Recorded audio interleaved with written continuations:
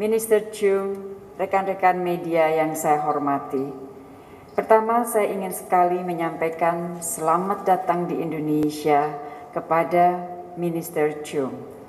Tentunya merupakan kehormatan bagi saya untuk menerima kunjungan kolega baru dari negara sahabat. Kunjungan Menteri Chung ke Indonesia merupakan bagian dari rangkaian kunjungannya ke Asia Tenggara dan merupakan rangkaian kunjungan pertama dalam kapasitas beliau sebagai Menteri Luar Negeri. Dan kunjungan ini tentunya kita gunakan sebagai momentum untuk terus memperkuat hubungan bilateral, termasuk di masa sulit seperti ini. Dan selama berada di Jakarta, Menteri Chung juga akan melakukan kunjungan kehormatan kepada Presiden Republik Indonesia.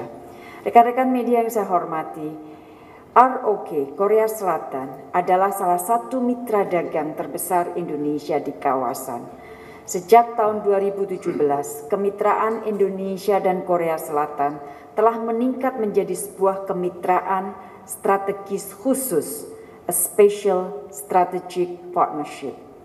Kita menyambut baik penandatanganan dua kesepakatan baru yang baru saja kita lakukan, yaitu Plan of Action, implementasi kemitraan strategis khusus untuk periode 2021-2025 yang diharapkan akan mendorong program-program konkret di berbagai sektor, dan dokumen yang kedua adalah MOU on Triangular Cooperation yang akan menjadi dasar kontribusi bersama kedua negara dalam pembangunan di negara berkembang lainnya. Rekan-rekan media yang saya hormati, pada pertemuan bilateral tadi saya menyampaikan 3 hal yang perlu mendapat perhatian dalam hubungan bilateral kedua negara. Pertama adalah pentingnya peningkatan kerjasama kesehatan. Di masa sulit, selama pandemi COVID-19, Korea Selatan merupakan salah satu negara di mana Indonesia menjalin kerjasama kesehatan. Beberapa kerjasama yang telah dilakukan antara lain pengadaan APD, peralatan diagnostik, dan obat-obatan. Selain itu, saya juga menyambut baik beberapa kerjasama yang tengah berlangsung, antara lain, pertama, pengembangan vaksin kerjasama antara PT Kalbe Farma dan Genexin yang rencananya akan melakukan uji coba tahap 2 dan 3 di Jakarta dan Jawa Tengah pada Juli 2021. Jika semua tahapan terlewati dengan baik, maka diharapkan vaksin akan tersedia di akhir tahun 2021. Yang kedua, pengembangan terapeutik kerjasama antara National Institute of Health Research and Development dengan Daewoo Invion serta PT KB Pharma dan Genexin dalam produksi obat COVID-19 yang saat ini sudah dalam tahap pengujian. Yang ketiga, kerjasama alat diagnostik dengan adanya rencana prospek investasi perusahaan diagnostik Korea SD Biosensor dan Sugentech untuk membuka pabriknya di Indonesia. Masih dalam konteks kerjasama kesehatan, kemarin Bappenas dan KOICA, Korean International Cooperation Agency, telah menandatangani Minutes of Understanding on Inclusive Program for COVID-19 Response senilai US dollar 4 juta yang bertujuan untuk mendukung berbagai program penanggulangan pandemi serta dampak sosial ekonominya di Indonesia. Berbagai kerjasama ini tentunya diharapkan dapat memperkuat industri kesehatan nasional dan meningkatkan kesiapsiagaan kita menghadapi ancaman pandemi di masa depan. Hal kedua yang saya sampaikan kepada Minister Chung adalah mengenai pentingnya kerjasama percepatan pemulihan ekonomi. Di masa sulit ini, kedua negara masih terus mampu menunjukkan kinerja positif di bidang perdagangan dan investasi. Di bidang perdagangan misalnya selama kuartal pertama, Perdagangan bilateral naik 15,2% dibanding kuartal yang sama tahun sebelumnya. Ekspor Indonesia juga mengalami kenaikan 7,9% di kuartal pertama tahun ini. Kedua negara juga sedang dalam proses ratifikasi Indonesia-Korea Comprehensive Economic Partnership Agreement. Di bidang investasi, juga terjadi peningkatan realisasi investasi Korea Selatan di Indonesia tahun 2020 dari 1,2 miliar US dollar di tahun 2019 menjadi 1,84 miliar US dollar di tahun 2020. Porsi besar dari investasi baru tercatat di bidang industri mobil listrik dan ekosistemnya. Bulan lalu misalnya dilakukan peletakan batu pertama pabrik KCC Glass di KIT Batang. Sementara itu konstruksi pabrik mobil Hyundai di Delta Mas sudah memasuki fase final dan kedepannya diharapkan implementasi konkret dari joint venture baterai project LG Energy Solution dan Hyundai di Buli, di Konawe, dan di Karawang. Kerjasama ketiga yang saya sampaikan dalam pertemuan adalah pentingnya penguatan perlindungan tenaga kerja Indonesia. Rekan media yang saya hormati, saat ini tercatat 33.000 pekerja migran Indonesia di Korea Selatan, termasuk diantaranya 5.950 ABK WNI yang bekerja di kapal ikan Korea Selatan. Saya telah meminta perhatian Minister Chung untuk terus meningkatkan pelindungan bagi pekerja migran Indonesia termasuk ABK WNI. Baru ini tepatnya Mei 2021, satu kemajuan telah terjadi yaitu dengan ditandatanganinya MOU di bidang hubungan kerja dan tenaga kerja bagi awak kapal perikanan yang bekerja di kapal ikan Korea Selatan untuk ukuran 20 ton ke atas. Saya juga mendorong agar dapat segera dimulai pembahasan mengenai pengaturan dan pelindungan bagi ABK WNI yang bekerja di kapal-kapal long line milik Korea Selatan. Saya juga meminta perhatian Minister Chung agar re-entry dan penempatan baru pekerja migran di Korea Selatan dapat segera dibuka. Rekan-rekan media yang saya hormati, di dalam pertemuan tadi kami berdua juga melakukan tukar pikiran mengenai beberapa isu kawasan dan dunia.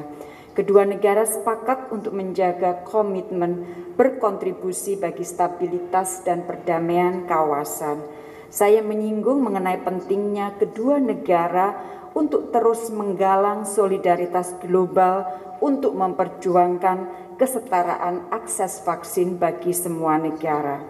Indonesia juga berharap agar ASEAN dan Korea Selatan dapat meningkatkan kerjasama konkret di bidang maritim, konektivitas, pencapaian SDGs dan kerjasama perdagangan investasi dengan mensinergikan ASEAN Outlook on the Indo-Pacific dengan New Southern Policy Plus dari Korea Selatan. Kita juga melakukan tukar pikiran mengenai perkembangan situasi di Myanmar dan bagi Indonesia, implementasi 5 Point of Consensus harus segera dilakukan. Demikian dari saya dan selanjutnya saya ingin mempersilahkan Menteri Chung untuk menyampaikan pandangannya. Terima kasih. Terima kasih. Selamat pagi. Saya mengawali jumpa pers ini dengan ucapan terima kasih kepada pemerintah Indonesia dan Ibu Retno atas sambutan hangat yang diberikan kepada kami delegasi Korea di tengah situasi COVID ini. Korea dan Indonesia telah meningkatkan hubungan kedua negara menjadi Special Strategic Partnership pada kesempatan kunjungan Presiden Moon Jae-in ke Indonesia pada tahun 2017. Rasa saling percaya dan persahabatan antara kedua pemimpin negara turut meningkatkan kedua negara secara signifikan, khususnya dalam beberapa tahun terakhir ini. Indonesia menjadi mitra utama bagi Korea dalam mengimplementasikan kebijakan New Southern Policy sejak dicanangkan pertama kali di Indonesia. Dan tahun ini pemerintah Korea Selatan secara intensif mendorong New Southern Policy Plus yang disesuaikan dengan perkembangan dinamika termasuk COVID. Kerjasama di 7 bidang utama seperti kesehatan, pendidikan, pembangunan infrastruktur, dan pengembangan industri masa depan akan terus diperkuat di bawah kebijakan New Southern Policy Plus dengan Indonesia ini. Dan pada pertemuan hari ini, kedua Menlu membahas berbagai langkah konkret untuk mengatasi COVID dan memulihkan ekonomi secara inklusif dan berkelanjutan mengantisipasi era pasca pandemi di bawah kerangka kebijakan tersebut. Dan kedua Menlu sepakat juga untuk memperluas kerjasama di bidang penanggulangan COVID, vaksinasi, dan kesehatan. Indonesia merupakan mitra kerjasama yang diprioritaskan oleh Korsel dalam penanganan COVID. Sebagaimana kami lakukan tahun lalu, tahun ini juga kami akan memberikan bantuan berupa peralatan penanggulangan COVID dan peralatan medis, serta memberikan bantuan pada peningkatan kapasitas penanggulangan COVID bagi Indonesia. Dan saya sangat senang telah ditandatangani MOU terkait bantuan tersebut. Dan atas kerjasama yang baik untuk mengimplementasikan TCA, kami ucapkan terima kasih kepada pemerintah Indonesia. Dan TCA ini kami terapkan untuk memberikan kontribusi dalam peningkatan hubungan kerjasama yang saling menguntungkan dan juga sekaligus menyeimbangkan penanggulangan pandemi dan pemulihan ekonomi. Kedua negara sepakat untuk aktif bekerja sama di kancah internasional untuk mendorong kesetaraan akses vaksin. Kita juga sepakat untuk memperluas kerjasama, pengembangan, dan pemroduksian vaksin. Presiden Moon Jae-in menghadiri KTT G7 di Inggris beberapa waktu lalu dan menyampaikan komitmen beliau pada kesempatan yang sama untuk memberikan sumbangan 200 juta US dollar ke COVAX AMC. Dan kami berharap sumbangan tersebut dapat memberikan bantuan kepada Indonesia, dapat mendukung Indonesia dan ASEAN juga dalam mendatangkan vaksin dan mendistribusikan vaksin. Kami menyampaikan apresiasi yang setinggi-tingginya kepada Indonesia yang mengemban peranan besar sebagai co-chair COVAX AMC. Dan kami yakin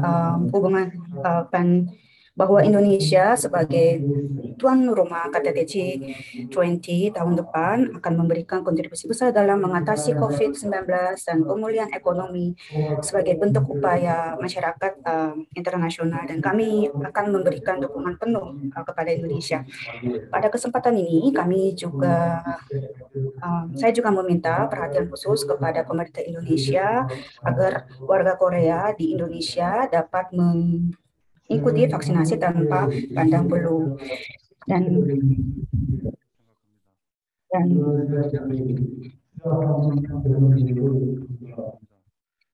saya juga sangat senang karena investasi perusahaan Korea Selatan semakin diperluas di Indonesia, dan kami menyampaikan apresiasi kepada Indonesia yang mengupayakan pembenahan iklim investasi di sini.